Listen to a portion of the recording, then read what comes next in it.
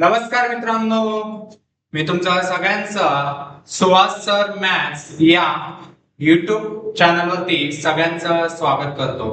बघा मित्रांनो, आता कंबाईनची मित्रांनो नोटिफिकेशन आलेली आहे आणि आपल्याला जोरदार तयारीला सुरुवात करायची मित्रांनो. आणि त्याच्यात मित्रांनो बघा, बऱ्याच मुलांना डाऊट आहे, सर जो निर्णायक विषय आहे म्हणजेच तो कोणता येणाऱ्या कंबाईन परीक्षेसाठी, तो म्हणजे कोणता, गणित बुद्धिमत्ता.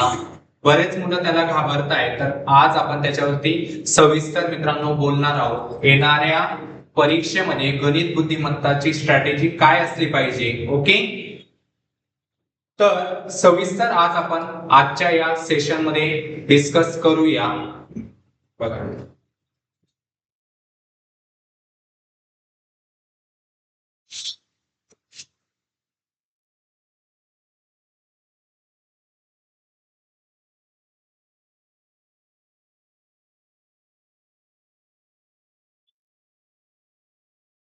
एक आता बघायला गेलं मित्रांनो, जवळजवळ 14 जूनला आपली परीक्षा होणार आहे. काय रे, 14 जूनला आपली मित्रांनो परीक्षा होणार आहे. आज आपली तारीख आहे 14 एप्रिल. ओके, एक्झॅक्ट बघायला गेलं मित्रांनो आपल्याकडे काय रे 2 महिने भेटतायत. किती महिने भेटतायत मित्रांनो? 2 महिने.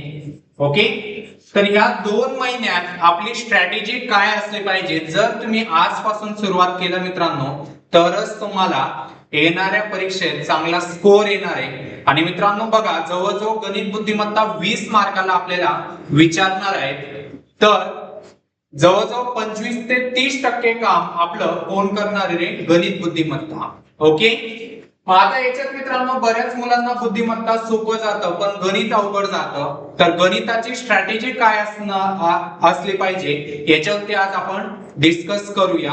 बघा, तुमच्याकडे किती रे? 2 महिने. तर 2 महिन्यात गणिताला कसं कव्हर करायचं ते आज आपण डिटेल मध्ये बघूया. सगळ्यात आधी मित्रांनो बघा, मी इम्पॉर्टंट टॉपिक सांगतो, ते लिहून देतो. आता गणिताचा सिलेबस बघायला गेलं मित्रांनो, पहिला टॉपिक आहे तुमच्याकडे सिम्प्लिफिकेशन. कुठला रे? सिम्प्लिफिकेशन. एक क्वेश्चन येतो म्हणजे येतो मित्रांनो, कशावरती? सिम्प्लिफिकेशन वरती. ओके, नंतर मित्रांनो याच्यातच सिम्प्लिफिकेशन मध्ये एक फॉर्म्युला सिम्प्लिफिकेशन आहे. कशावरती रे? सूत्रांवर आधारित. आपण म्हणतो त्याला सूत्रांवर आधारित गणिते. काय रे? सूत्रांवर आधारित गणिते. याच्यावरती पण आजकाल एक क्वेश्चन मित्रांनो विचारतायत. ओके, त्याला आपण काय म्हणतो? Formula simplification. काय म्हणतो? Formula simplification. पेनचा कलर एकदम व्यवस्थित दिसतोय, एकदा चेक करून घ्या. दिसतोय? यस.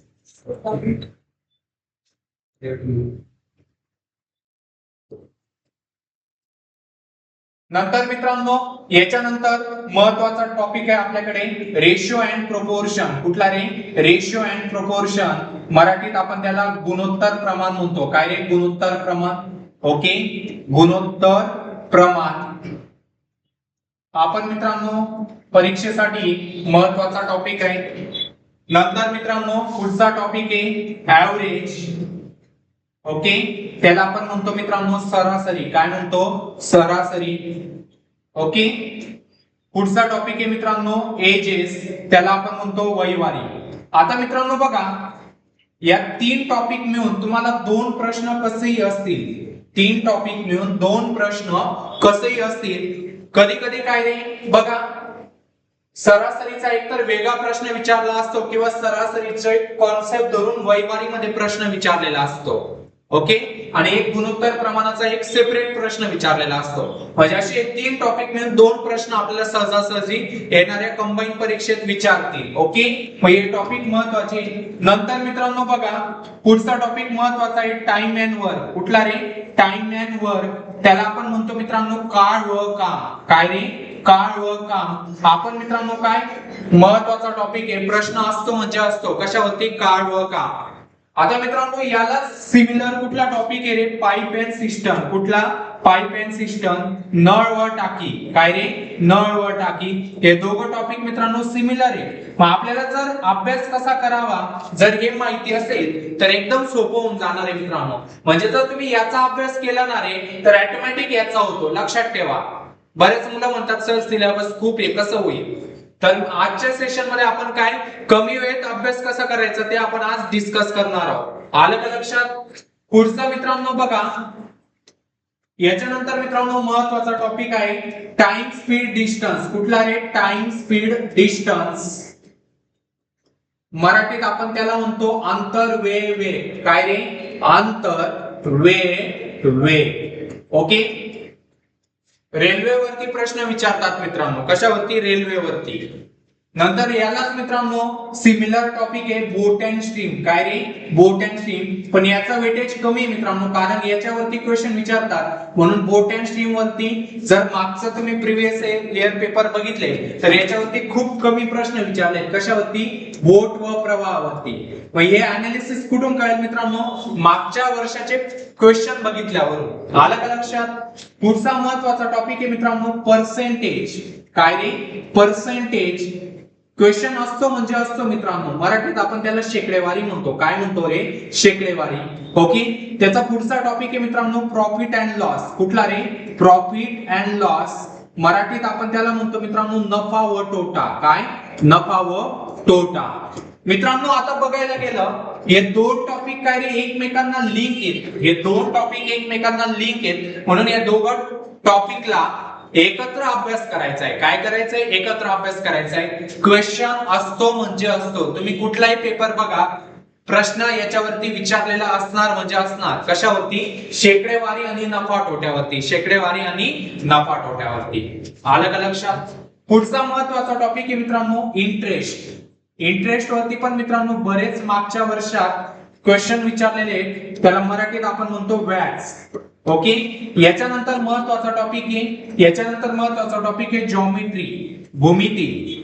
फॉर्म्युलांवरती आधारित मित्रांनो हा टॉपिक आहे. बऱ्याच मुलांना हा टॉपिक देखील अवघड जातो, पण सोपा आहे मित्रांनो. एकदा जर फॉर्म्युले पाठ केले तुम्ही तर हा पण टॉपिक मित्रांनो काय आहे? सोपा आहे. कुठला रे? जॉमेट्री. नंतर मित्रांनो बघा काही टॉपिक साठी मित्रांनो आपल्याला लागतो एलसीएम अँड एचसीएफ, लसावी आणि मसावी. कधी कधी काय रे याचा सेपरेट क्वेश्चन विचारलेला असतो. कधी कधी काय याचा सेपरेट प्रश्न विचारलेला असतो. कधी कधी मित्रांनो काय याचाच कॉन्सेप्ट मिळून मित्रांनो आपल्याला काय टाइम अँड वर्क मध्ये पण काय रे लसावी काढावा लागतो. कळालं का? म्हणून काय लसावी मसावी सुद्धा आपल्याला काय मित्रांनो महत्वाचा टॉपिक आहे. ओके. पण जर आपल्याला काय महत्वाचे टॉपिक माहिती असतील तर काय रे आपण कमी वेळेत मित्रांनो काय खूप चांगला स्कोर करू शकतो. आणि याच्यानंतर एक कुठला रे? प्रोबॅबिलिटी. कुठला? प्रोबॅबिलिटी. त्याला मराठीत आपण काय म्हणतो? संभाव्यता. म्हणजे जवळजवळ 15 टॉपिक मित्रांनो काय रे 15 टॉपिक आपल्याला महत्वाचे आहेत म्हणजे सिलेबस मध्ये. आता या सिलेबस मध्ये बघा काय त्याच्यात मित्रांनो बघा सिम्प्लिफिकेशन क्वेश्चन येणार म्हणजे येणार. हे दोन टॉपिक मिळून कधी कधी दोन प्रश्न तुम्हाला बघायला भेटतील, कधी कधी एक प्रश्न बघायला भेटेल. ओके. जर तुम्ही मागच्या वर्षाचे पेपर बघितले तर. ओके. इम्पॉर्टंट टॉपिक आहे. नंतर गुणोत्तर प्रमाण, सरासरी, वैवारी टॉपिक करायचे म्हणजे करायचे. नंतर टाइम अँड वर्क केलं तर तुमचा ऑटोमॅटिक काय रे नळ टाकी होऊन जातो. काय काम केलं तर ऑटोमॅटिक नळ टाकी होऊन जातो. ओके. जे मी टिक करून देतोय त्याला आधी संपवा. नंतर टाइम स्पीड डिस्टन्स आधी करायचं आहे. नंतर शेकडेवारी आणि नफा तोटा आधी करायचंय.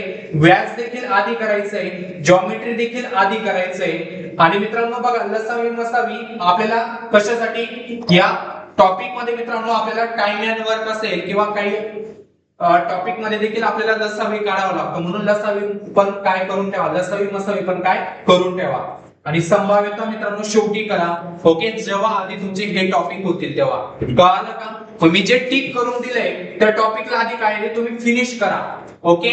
मी सांगतोय म्हणून नाही तर काय तुम्हाला पेपरचं अनालिसिस करणं पण गरजेचं आहे. बघा जवळजवळ जर तुमच्याकडे वेळ असेल तर मागच्या 15 वर्षांचे काय रे एक पीवायक्यू बुक घ्या. मागच्या 15 वर्षांमध्ये कसे प्रश्न विचारलेत काय रे कसे प्रश्न विचारलेत काय करा. जर याचं तुम्ही अनालिसिस केलं मित्रांनो, जर तुम्ही याचं अनालिसिस केलं तर तुम्हाला एकही प्रश्न असा वेगळा वाटणार नाही जेव्हा तुम्ही पेपर देणार तेव्हा. आलं का लक्षात? जर तुम्ही टॉपिकचं बेसिक आणि कॉन्सेप्ट याचा व्यवस्थित अभ्यास केला आणि त्याच्यासोबत काय रे, हे मागच्या 15 वर्षाचे जर पेपर तुम्ही केले म्हणजे प्रश्न सोडवले तर मित्रांनो तुम्हाला 20 पैकी मी गॅरंटी देतो 18 ते 19 प्रश्न काय रे, 18 ते 19 प्रश्न तुम्ही सहजासहजी काय रे सोडवू शकतात. फक्त 1 ते 2 प्रश्न असे काय तुम्हाला वेगळे वाटतील, पण जर तुम्ही बेसिक प्लस कॉन्सेप्ट याच्या सोबत जर मागच्या 15 वर्षांचं तुम्ही जर क्वेश्चन 2 ते 3 वेळेस सोडवले तर तुम्हाला 18 ते 19 प्रश्न तुम्ही काय रे सहजासहजी म्हणजे थोडं कॅल्क्युलेशन करावंच लागणार आहे पण तुमच्याकडून सॉल्व्ह होतील एवढं लक्षात ठेवा. म्हणून काय मागचं आतापासून तुम्ही तयारीला सुरुवात करा. काय एक प्रॉपर मित्रांनो आठवड्याचा टाइम टेबल बनवा आणि रोज मी मॅथ्सला गणिताला 1 ते 1.5 तास देणारच आहे.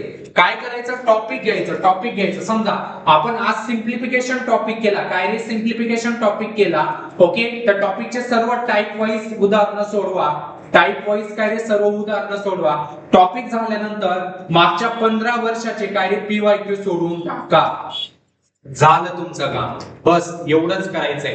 आणि नंतर काय रे, नंतर एकदा सर्व सिलेबस झाल्यानंतर त्याचा फक्त काय करायचं रे, रिव्हिजन. काय करायचंय, रिव्हिजन. लक्षात ठेवा हा पॅटर्न तुम्हाला प्रत्येक टॉपिकला मित्रांनो फॉलो करायचा आहे. मग टॉपिकचं कोणकोणते टॉपिक महत्वाचे ते सुद्धा मी लिहून दिलेले आहे. ओके, आणि मित्रांनो आपण बघा आपल्या ऍप मध्ये सुहास सर मॅथ्स या ऍप मध्ये मित्रांनो ऑलरेडी गणिताचा कोर्स मी टाकलेला आहे आणि त्याच्यात मी या मागच्या 15 वर्षांचे काही आधीचे मी प्रश्न ऑलरेडी ऍड केलेले आहेत. पण जसे जसे मला प्रश्न आता नवीन बघायला भेटतायत तसे मी त्या कोर्स मध्ये काय ऍड करतोय.